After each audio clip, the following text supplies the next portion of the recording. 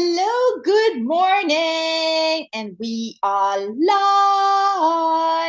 I thought I'm going to talk about etheric quartz today. I am really trying to get into the habit of jumping into live more often and just be awkward in front of the camera. It's something that I just have to force myself to do because if I don't do it, I don't feel like I'm giving any value. Yes, I can post content in images and text, but I feel like it doesn't have the same rapport as video, whether it's a recorded video or live right now.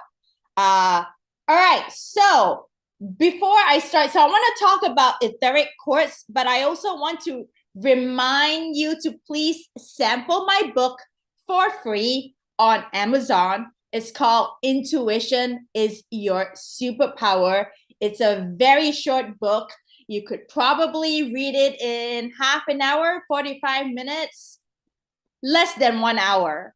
And yeah, please sample it. You don't have to buy it. You can sample it. And then after a couple pages, decide if you want to read the rest of the book or not. So it's win-win. It's called Intuition is Your Superpower. Intuition is your superpower. Please check it out. All right. So etheric quartz, what does it mean? And how do you know if you have a strong cord of attachment to someone you know or not? Okay, so let me explain a little bit of what these cords are. These are called cords of attachment. So when you spend time with somebody, you automatically attach something called the ethereal cord. And this cord can be very thick or thin depending on the kind of bond that you have with the person, a place, or a thing. Okay, today we're going to talk about ethereal cords with people rather than places or things. The thicker the cord, the deeper the bond, the longer you have known somebody. For example, the ethereal cord between a mother and a child is very thick, all right? Versus an ethereal cord of somebody that you bump into on Starbucks is very thin. Hi, Samuel. This is the first time me watching you live. Hi, yes. Welcome to your first live of Bernadette Bala from skepticturnmystic.com. Okay, so a person, so a cord, an ethereal cord can suck your energy. An ethereal cord can pull your energy or give you energy, okay? And the people that pull your energy and suck your energy is called energy vampires. They suck your energy because they suck your energy because you have chi, C-H-I. Chi is your life force energy. And men have the tendency to hold their chakras their ethereal cords very strong in their root chakra, their sacral chakra, S-A-C-R-A-L, sacral chakra, and their what's the third one? I totally lost it. Yes, and their solar plexus chakra. Meanwhile, for women, we hold our ethereal cords on our crown chakra, on our third eye, and on our throat, and our throat chakra. And we always meet in the middle of the chakras, which is the heart chakra between a man and a woman, because we have our upper chakras activated when we bond with somebody, and men with their lower chakras. Okay, so like I said, the longer time period you spend with somebody, the thicker the cord. So evaluate your relationships with people. How's your relationship with your mother? How's your relationship with your toxic father? I have a toxic father. My dad, was it's not around when I was growing up. We don't really have a relationship. He pretty much like abandoned our family. And I've tried to contact him a few times, but it's just I don't think he wants the connection, which I'm totally fine with the rejection now, but it took a long time for me to be okay with it. So yes, I'm going to use my relationship with my father as an example throughout this live video. Okay. All right. So what else? So how's your relationship with your mother? How's your relationship with your toxic father? And ethereal quartz, they are silvery white in color, and it attaches to your body, and it attaches your body is very important, because when you are astral traveling, when your soul leaves your body at night to go to astral traveling, what it does is that it always comes back to your body because it is attached to your ethereal cord. Now, I have no idea what happens if you lost that cord while you were outside of your body. I have no idea. I don't know if it's even possible to lose that connection with your ethereal cord. I don't have that depth of knowledge yet. Just don't have that information yet. Somebody asked, can you be attached to pets? Absolutely. Absolutely. You can be attached to your pets. Your pets are here to teach you unconditional love. And just because they pee and poo on your floor does not mean that they are not here to teach you unconditional love. I seriously don't know how I would be able to heal as much pain as I did if it wasn't for my cat. Yeah. Anyway, so yes, it can be pets, and it can be friends, family, acquaintances. And a lot of people will come to me and ask me, how do I know if I have a negative cord attached to somebody, a negative strong cord attached to someone? Okay, so the number one tip on figuring that out is when you can't get that person out of your head. That's when you have a strong ethereal negative cord attached to them, right? You can't get them out of your head. You can't stop thinking about them. It doesn't matter if you broke up with that person 4 months ago or 4 years ago. That person is still very fresh in your mind. You just feel like you're kind of crazy, and you don't understand why you can't get this person out of your head. This person has been out of my life for such a long time. They were so toxic to me, yet I am still thinking about them after all these years. So that usually means that you have a very strong negative cord attached to that person.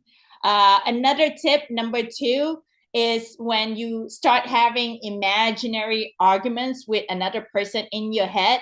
That is also an indication that you have a strong negative cord attached to them, because it's almost like you are going back to relieve the trauma, and you're like, oh, I should have freaking said this. I should have freaking said that. And I understand all of this because it has happened to me. So far, 2 out of 2 of what I'm talking about of negative cord attachment, I have had personal experiences with, and most of my content are from personal experiences, because I can really vouch for it.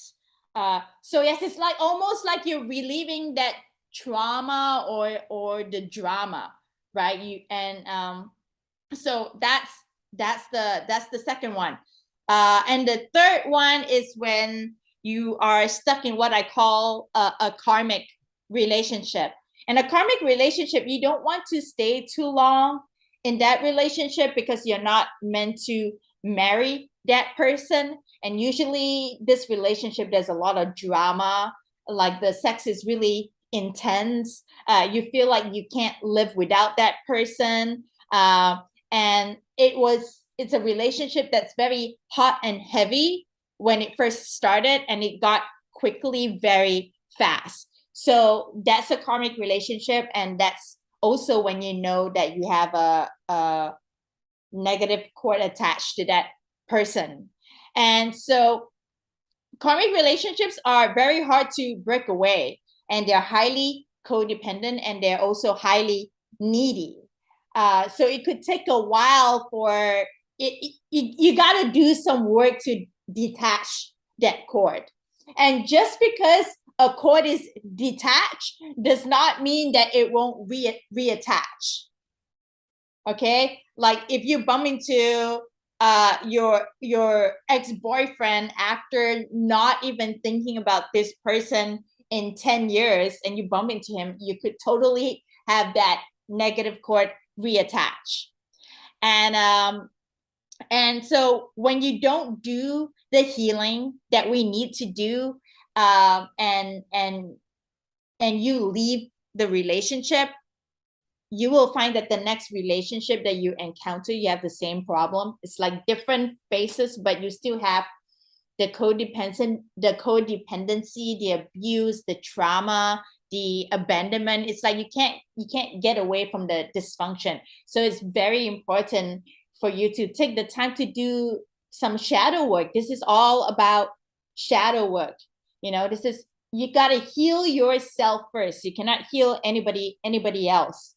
And it's always usually the healers, the empaths like us, that put ourselves in position of, oh, I need to rescue this person.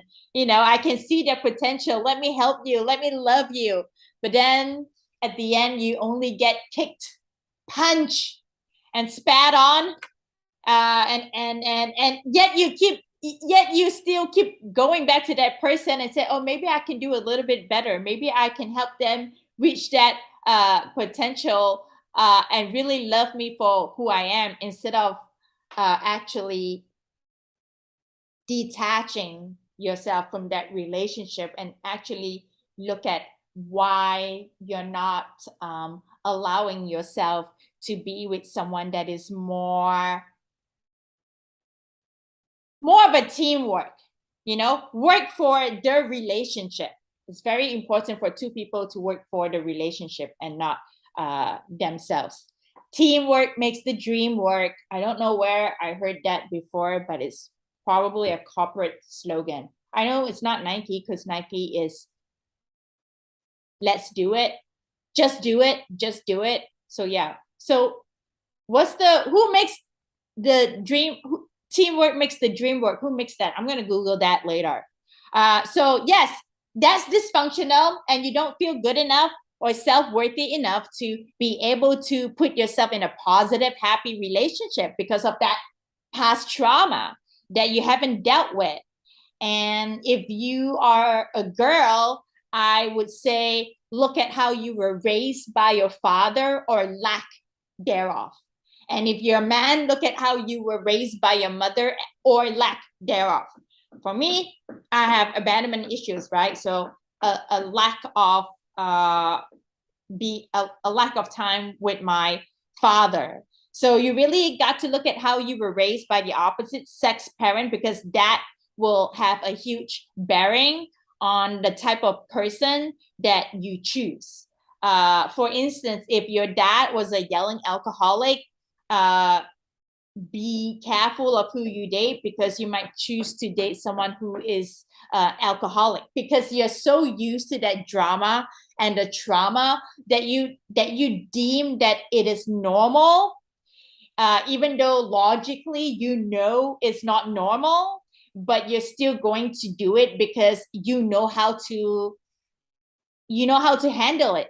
you're used to it because your dad showed you that that was acceptable, that for your dad showed you that that was acceptable, therefore it is your job for you to transcend that lower standard that your dad has set for you. And I'm talking about me. I'm talking about directly about my relationship with my father and the standard that he has set for me. And now I'm just so glad. I know a good guy when I see one. Even though if the guy is afraid to be in a relationship, I know that when that person is ready to be in a relationship, it will be a committed relationship.